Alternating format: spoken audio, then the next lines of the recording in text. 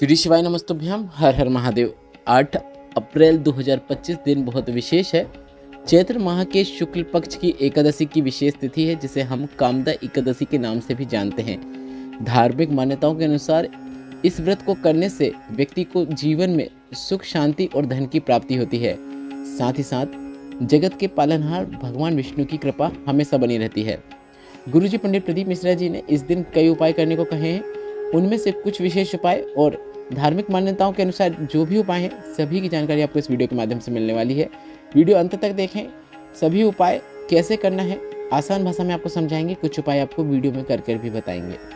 सबसे पहला उपाय जो कि गुरुजी पंडित प्रदीप मिश्रा जी का है, वह धन प्राप्ति, कर्ज मुक्ति और जीवन से पैसों की तंगी को दूर करने वाला उपाय है। इस उपाय को करने के लिए आपको कुछ भी आवश्यकता नहीं होती है, सिर्फ एक कलश जल लेना है और भोलेनाथ के मंदिर में पहुंच जाना है। पहले आप यह समझ लीजिए कि यह उपाय किन्हें करना है। अगर आपके घर में एक कमाओ सवा खर्च की स्थिति बनी हुई है, घर में पैसा बीमारियों में जा रहा है, घर में पैसा टिकता ही नहीं है, या फिर घर में पैसा नहीं आ रहा है, कर्ज बढ़ते ही चले जा रहा है, तो यह उपाय आपको 3 से 5 एकादशी करना ही है।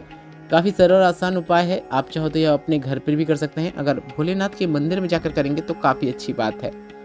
एक कलश का जल आपको भोलेनाथ के शिवलिंग पर अर्पित करना है। 2 तरीके हैं, चाहे तो आप सीधे ही शिवलिंग के ऊपर अर्पित कर सकते हैं, और दूसरा तरीका वह है जो गणेश भगवान, शरण कार्तिकेय, माता अशोक सुंदरी, उसके बाद शिवलिंग का कटी भाग माता पार्वती के हस्तकमल, ऊपर अगर जलधारी बधी है उसमें, अंत में पूरा जल आपको शिवलिंग पर अर्पित करना होता है। इस प्रकार से भी आप जल अर्पित कर सकते हैं।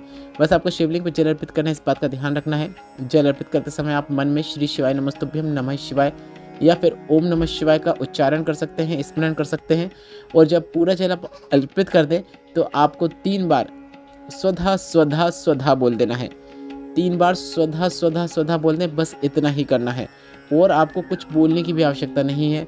जीवन में जितनी भी परेशानियां चल रही हैं धन संबंधित, वह दूर होना स्वतः ही शुरू हो जाती हैं। आप चाहो तो स्वधा स्तोत्र का पाठ भी कर सकते हैं। स्वधा स्तोत्र का पाठ आप गूगल में सर्च कर सकते हैं। वह आपको गूगल में हिंदी में सर्च करेंगे तो हिंदी में भी देखने को मिल जाएगा। काफ़ी सरल और आसान उपाय है, जिसे आप सुबह से लेकर दोपहर तक कर सकते हैं। सुबह कर लेंगे तो काफ़ी अच्छी बात है। 8 अप्रैल को आपको यह उपाय करना है। पर इसके साथ ही अगर आप यह उपाय सुबह ना कर पाएँ तो आप यह उपाय शाम को भी कर सकते हैं। शाम को करने का तरीका यह है कि शाम को आपको पितरों के निमित्त एक दीपक लगाना है। एकादशी के दिन आप शाम के समय प्रदोष काल में, मतलब सूर्य अस्त के 45 मिनट पहले से लेकर 45 मिनट बाद तक का समय प्रदोष काल कहलाता है, तब आपको दीपक लगाना है। दीपक में आपको लंबी बाती का उपयोग करना है, क्योंकि पितरों के लिए दीपक लंबी बाती का ही लगाया जाता है। दीपक की जो लौ रहेगी वह दक्षिण दिशा की ओर होना चाहिए। स्वधा पार्वती जी की नानी है, पितरलोक में निवास करती हैं, इसलिए यह उपाय आप शाम को अगर करना चाहें तो आप पितरों का स्मरण करते हुए कर सकते हैं। भोलेनाथ माता पार्वती का स्मरण करते हुए कर सकते हैं। आपको बस यह करना है कि प्रदोष काल में आपको एक दीपक प्रज्वलित करना है। इस दीपक में आपको लंबी बाती का उपयोग करना है। घी या तेल का उपयोग आप कर सकते हैं। और जो दीपक लगाने का समय रहेगा, अगर आपको समझ में नहीं आ रहा है कि प्रदोष काल कब से कब है, तो हम आपको समय भी बता देते हैं। आप यह दीपक शाम को 6:30 बजे से 8:30 बजे के बीच में अपने घर में प्रज्वलित कर सकते हैं। दीपक जो प्रज्वलित करने का स्थान है वह भी विशेष है, क्योंकि हमें हमारे पितरों के स्थान पर ही दीपक को प्रज्वलित करना है। और घर में किचन में पानी का जो परिंदा होता है, पानी का जो पात्र होता है, वह पितरों का स्थान कहलाता है। तो यह दीपक भी आपको अपने घर में किचन में, जहाँ पर आप पानी भर के रखते हैं, कोई गुंड है या फिर आरओ की मशीन है या फिर जो भी चीज़ है, उसके पास आपको यह दीपक रखना है। और दीपक की लौ जो रहेगी वह दक्षिण दिशा की ओर होना चाहिए, और आपको वहाँ पर यह दीपक प्रज्वलित कर देना है। अब किचन में बैठकर आप भगवान का स्मरण करते हुए, पितरों का स्मरण करते हुए 3 बार स्वधा स्वधा स्वधा बोल सकते हैं। इस प्रकार से आप यह उपाय शाम को भी कर सकते हैं, या फिर आप वहाँ पर घर पर ही बैठकर स्वधा स्तोत्र का पाठ भी कर सकते हैं। छोटा सा रहता है, 5 से 7 मिनट में वह पाठ हो जाता है। तो प्रयत्न करें कि स्वधा स्तोत्र का पाठ हो जाए। ना हो पाए तो 3 बार स्वधा स्वधा तो बोल ही सकते हैं आप। बस इतना ही करना है। जीवन में, परिवार में जो भी आर्थिक संकट है, पैसों की तंगी बनी हुई है, वह दूर होती है और कर्ज मुक्ति आपको प्राप्त होती है। एक ऐसा उपाय जिससे अगर आप 3 एकादशी कर देते हैं तो जीवन से जितनी भी धन संबंधी समस्याएं हैं वह दूर हो जाती हैं। यह उपाय आपको भोलेनाथ के मंदिर में पहुंचकर ही करना है, क्योंकि यह उपाय करने के लिए आपको नंदी भगवान के पास भी जाना पड़ता है। इसलिए आप यह उपाय घर पर नहीं कर सकते हैं, जो अब हम आपको उपाय बताने वाले हैं।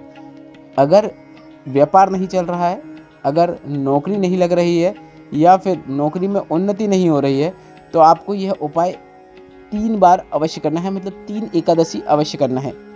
आप कामदा एकादशी से करना शुरू कर सकते हैं और आने वाली 2 एकादशी में भी आप यह उपाय कर सकते हैं। इस उपाय को करने के लिए आपको 1 कलश गंगा जल की आवश्यकता होती है, पर अगर आपके पास पर्याप्त मात्रा में गंगा जल नहीं है तो आपके पास घर में जो भी जल है उसका आप उपयोग कर सकते हैं।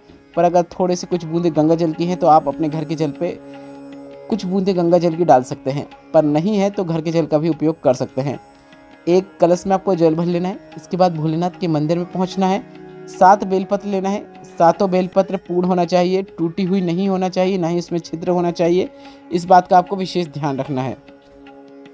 अब जल से भरे हुए कलश के अंदर आपने जो 7 बेलपत्र लाई है उन्हें आपको डाल देना है, पूरा डाल देना है, डुबो देना है। इस प्रकार से आपको 7 बेलपत्र को उस कलश के अंदर डाल देना है। इसके बाद आपको जल कलश का पूरा जल जो भोलेनाथ के मंदिर में नंदी विराजमान होते हैं उनके उठे हुए पांव पर अर्पित कर देना है। नंदी का जो उठा हुआ पांव होता है वहीं पर आपको जल अर्पित करना है। जल अर्पित करते समय आप श्री शिवाय नमस्तुभ्यम या फिर नमः शिवाय या फिर ओम नमः शिवाय मंत्र का उच्चारण कर सकते हैं। नंदी भगवान के उठे हुए पांव पर पूरा जल अर्पित करें, कुछ भी जल ना बचाएं, इस बात का आपको ध्यान रखना है। इसके बाद जल कलश के अंदर जो बेलपत्र हैं, 7 बेलपत्र हैं, उन सभी बेलपत्र को आपको एक एक करके शिवलिंग के ऊपर अर्पित करना है। यह बेलपत्र अर्पित करते समय भी मन में आप श्री शिवाय नमस्तुभ्यम या फिर नमः शिवाय या फिर ओम नमः शिवाय मंत्र का उच्चारण कर सकते हैं। सभी बेलपत्र को अर्पित करने का एक तरीका जो गुरुजी ने बताया है कि आप जहाँ से भी बैठकर यह बेलपत्र अर्पित कर रहे हैं, बेलपत्र की डंडी आपके विपरीत ओर होना चाहिए। और यह उपाय करते समय अगर आप उत्तरमुखी होकर यह उपाय करेंगे तो काफ़ी अच्छी बात है, सर्वश्रेष्ठ रहेगा, क्योंकि ऐसे में आप जो भी बेलपत्र अर्पित करेंगे वह बेलपत्र की जो डंडी रहेगी वह जलाधारी की ओर रहेगी। और इस बात का आपको ध्यान रखना है। अगर मंदिर में भीड़ है तो आप एक साथ भी 7 बेलपत्र अर्पित कर सकते हैं। अपने द्वारा कभी भी मंदिर में किसी को कष्ट नहीं होना चाहिए। ऐसा नहीं कि आप आराम से उपाय कर रहे हैं और किसी को जल्दी है जाने के लिए और वह आपके कारण लेट हो रहा है। आप यदि मंदिर में भीड़ है तो आप एक साथ भी 7 बेलपत्र अर्पित कर सकते हैं और इस उपाय को पूर्ण कर सकते हैं। बस इतना ही करना होता है। आप चाहो तो यह पूरा उपाय करने के बाद श्री शिवाय नमस्तुभ्यम या फिर नमः शिवाय या फिर ओम नमः शिवाय, मतलब जो भी आप मंत्र बोलते हैं उस मंत्र को बोलते हुए आपको अपनी मनोकामना बोल देना है। जो भी मनोकामना है धन संबंधित या फिर जो भी जीवन में परेशानी चल रही है, कष्ट चल रहा है, आप भोलेनाथ से बोल सकते हैं। वह मनोकामना शीघ्र पूर्ण हो जाती है। और यह उपाय विशेष रूप से धन संबंधित उपाय है जो कि सिर्फ और सिर्फ एकादशी की विशेष तिथि में किया जाता है। इसलिए आपको यह उपाय करने का महीने में सिर्फ 2 बार ही मौका मिलता है और इस 8 अप्रैल कामदा एकादशी के विशेष अवसर पर आपको यह उपाय करना ही है। वीडियो में बताई गई जानकारी से संबंधित कोई प्रश्न हो तो आप कमेंट बॉक्स के जरिए जरूर पूछेगा। वीडियो को लाइक करके कमेंट बॉक्स में श्री शिवाय नमस्तुभ्यम या फिर हर हर महादेव भी अवश्य टाइप कीजिएगा। श्री शिवाय नमस्तुभ्यम, हर हर महादेव।